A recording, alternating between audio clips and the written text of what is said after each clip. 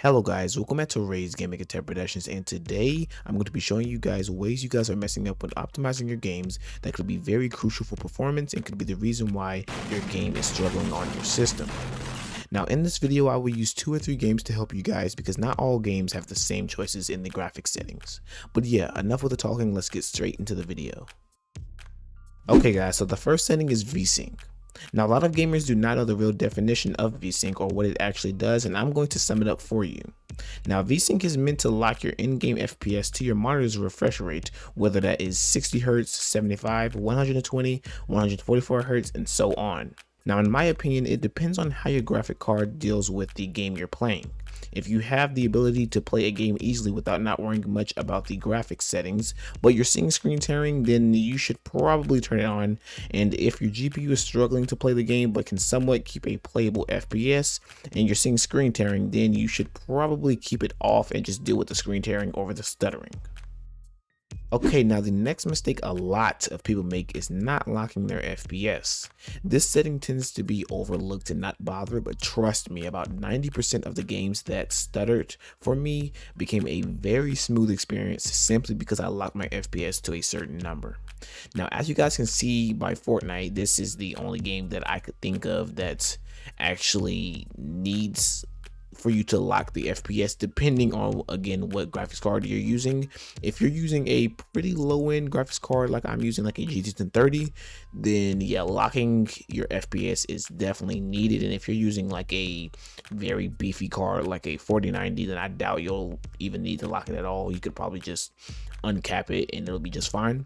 But this is specifically for people that are playing Fortnite and it's getting a lot of stuttering, and the way to fix it is to lock your FPS. Now, I'd say the first step would probably be trying to lock your FPS to your monitor's refresh rate. Now, when I say that, I don't mean turning on VSync. VSync will just make the game stutter more and just turn off screen tearing, but I mean actually setting it to whatever your monitor is. Now, if you have an uneven number like it's like 75, that's what my second monitor is 75 Hertz, then of course you won't be able to do that, and you would want to try to get to the closest, so that would be 60 over here. But this monitor that I'm currently on is 60 Hertz, so you would at least want to try your monitor's refresh rate first, and then if that is still kind of stuttery, which it was for me, then you want to go a little bit up, so 120. So let's say you have a 120 hertz monitor, then if it's still stuttering a little bit, then try going a tad bit up and going and setting your lock to 144 FPS. And basically what this does is it locks your FPS to a certain range, so the highest you can go is 144, which allows for your game to not fluctuate as much, because with your game having the ability to fluctuate causing stuttering. So let's say you are up at 360 FPS, then out of nowhere you can be down to 200, then 250, then 340, then now you're down at 20, then 50, then 70, then you're back up 360. That causes a lot of stuttering, and it can cause a lot of freezing and a lot of FPS drops, and yeah, it can cause a lot of problems. Now, the next mistake people make is not importing their games into the graphics settings. Now, to be completely honest, I'm not really sure what it does, but from what I know of, it allows you to put your game into a performance mode built into Windows, which I would say can sometimes work. Now, what you want to do is you want to go to your search bar and you want to go and search graphics settings. Now, I already have it right here because I've already done this before, but what you want to do is just go ahead and search graphics settings, and then once you do that, just press here. It should pop up for you and you should see these. Now, for some of you guys will not see all of these games because of course you guys have never done this, but if you have, then I guess you don't need this. But for the people who haven't actually done this, now what you want to do is you want to go ahead and make sure it's desktop app. Now, if it's a Microsoft Store app, like a Xbox game directly from the Xbox app, then you would do Microsoft Store app. But if you are getting games from like Steam or Epic Games or Origins, websites like that or apps like that, then you want to make sure that you go ahead and put it on desktop app. Now once you do that, you want to then go ahead and press browse. Now it'll bring up this, and then you want to go ahead and go to your local disk. Now if it's a Steam game, I'll only show an example for a Steam game. If it's a Steam game, then you want to go ahead local disk, program files. Then you want to scroll all the way down to Steam. Then you want to go and find Steam apps. You want to go common, and this will show you all of the games that you currently own inside of your Steam. Now if you are doing games that you didn't buy, or that it's just not it's a non-Steam game that you just imported into Steam, then you just have to go to the files. But if you did actually pay for it, or it is straight from Steam, then you just go here, and then you want to find the game. So for example, I'll do BioShock Infinite, and I gotta go ahead and find it. So I'm pretty sure it might be in binaries 132. Yes, so this is it, BioShock Infinite. Now you just want to go ahead and press on it and then do add, and it'll come down here. Now I actually don't have it.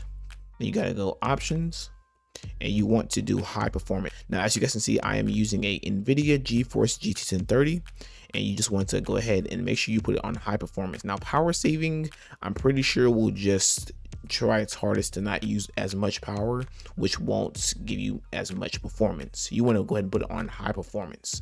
This will give you the most performance, and like I said, I'm pretty sure this is a built-in system inside of Windows, which will do special things to make sure that your game runs at high performance.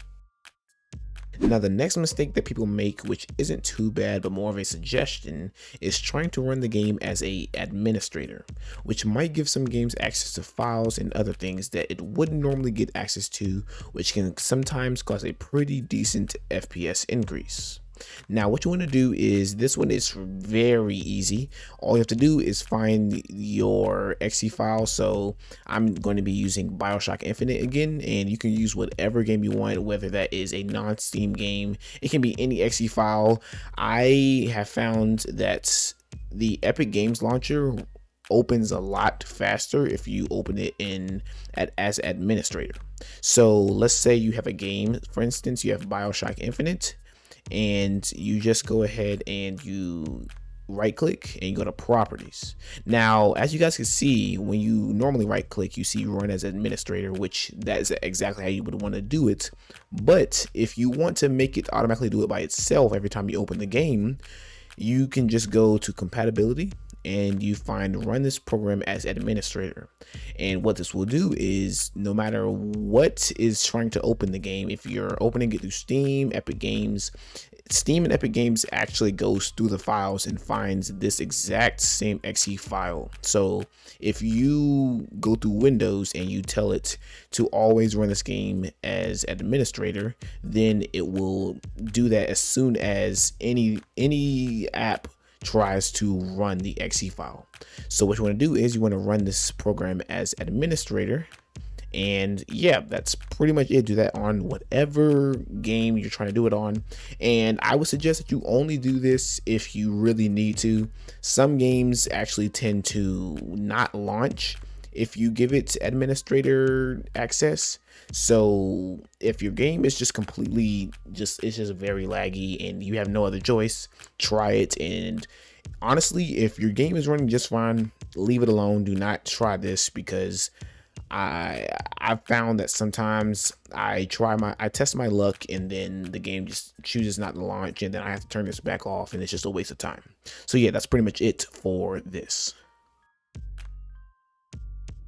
Now this next mistake is more obvious than the previous ones, but I feel like it wouldn't hurt to mention it. But decreasing your resolution is definitely something you should try. I used to hate messing with my resolution when a game doesn't run well on my PC, but I found that with certain games like Fortnite, you might just have to play windowed. Now let's say for instance you have a game like Stray and you have a horrible card, even worse than the GT 1030, and it just doesn't run well on, let's say you have a 1080 monitor or 900p. I would personally say that if nothing else works, you might want to just try dialing down the resolution. And I know this one is pretty obvious, but some people choose not to do it, and I'm telling you right now, try it. I have a 900p monitor, which is my second monitor now, and of course I got a GT 1030, so now I get to play 1080p windowed full screen with Fortnite. But I used to actually have to play, when I was on my second monitor, I actually used to have to play 720p, which it didn't look good, but honestly I would rather do that than just not play the game at all. So yeah, let's say you have a game like Stray and you have a, let's say, GTX 450 or something even worse than that, then yeah, if the game doesn't run well, try dialing it down to 720p, and if you are okay with it, you could even try going even lower. I don't know how well of an experience you would have, but you can try it. Now, one thing I will give you guys, if you are trying to dial it down and you don't want to have to do it windowed, you could try doing borderless windowed or full screen. And what that will do is that will basically reconfigure Windows altogether and change your Windows resolution. And so yeah, if you have it on full screen, then it will basically, if you, let's say you pick 720p, it will reconfigure Windows and put it under 720p. So now instead of your monitor being 1080p like it was, if you are on full screen, as soon as you open your game, it will resize your full screen resolution straight to 720p, which it will kind of dial down the quality. But honestly, it depends. If you're really picky, then yeah, just don't try it. But if you really want to play the game, then yeah, I guess that's just what you have to try. Now, last but not least, this one is also more of a suggestion, but if everything else fails, try using FSR, Fidelity FX Super Resolution.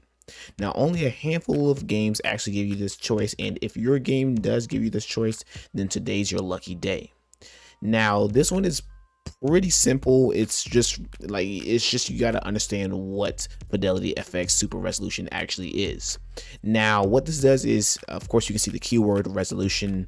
This basically tunes your resolution to make it suitable for your system. So let's say you use performance, this will change your resolution. So from what I know of, I'm pretty sure it's like resolution scale, and it'll basically, if you put on performance, it will do a whole lot of things with your resolution and like effects inside of the game and turn it down. So if you use performance, it'll turn it down to most likely the lowest, and it'll make the game still look good while also kind of attempting to keep the decent looking graphics in the game. If you put it on balanced, it will also try to make the game playable, but also keep the graphics looking somewhat decent. And if you put it on quality, this will actually, it'll just completely forget performance and not worry much about performance and make the game look good. So let's say, for instance, you have a game like Warzone. I'm pretty sure Warzone has FSR. It has a FSR choice, and let's say if you put it on performance, it will tune down the resolution and not make it look as good. If you put it on balanced, it'll make it look somewhat decent while also making the game playable and trying to make it perform a lot better. And of course, if you put it on quality, like I just said for this game, for instance, it will completely forget making the game playable for you, and it will attempt to make the game look a lot better for you. But yeah, that's pretty much it. Thank you guys for watching. If you guys enjoyed this video, please make sure to subscribe, like, and turn on notifications. And if you guys want more videos like this, please just go in the comments and tell me, you know, what type of videos you guys want, and I will attempt to do those videos. But thank you guys for watching. Drop a like on this video if you liked it, and subscribe if you're new. And that's pretty much it. Thank you guys for watching, and I will see you guys in the next video.